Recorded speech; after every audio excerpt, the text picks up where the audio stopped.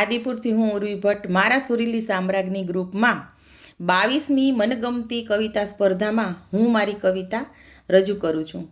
આ કવિતા રજૂ કરતાં મને મારા બાળપણના દિવસો બહુ યાદ આવી ગયા. રીંછ એકલું ફરવા ચાલ્યું, હાથમાં લીધી સોટી, સામે રાણા સિંહ મળ્યા ને આફત આવી મોટી. રીંછ એકલું ફરવા ચાલ્યું, હાથમાં લીધી સોટી, સામે રાણા સિંહ મળ્યા ને આફત આવી મોટી.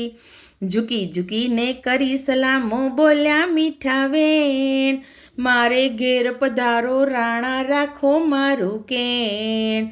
હાડ ચામડા બહુ બહુ ચૂથ્યા, ચાખો જી મધ મીઠું, નોતરું દેવા ખોડું તમને આજે મુખડું દીઠું. રીંછ એકલું ફરવા ચાલ્યું, હાથમાં લીધી સોટી, સામે રાણા સિંહ મળ્યા ને આફત આવી મોટી. રીંછ જાય છે આગળ, એના પગ ધબ ધબ, સિંહ જાય છે પાછળ, એની જીભ લબ લબ. ઘર આ મારું જમો સુખેથી, મધની લૂમે લૂમ, ખાવા જાતા રાણાજીએ પાડી બૂમે બૂમ. મધપૂડાનું વન હતું, એ માખોનો નહીં પાર, બટકું પૂડો ખાવા જાતા લાગી લારો લાર.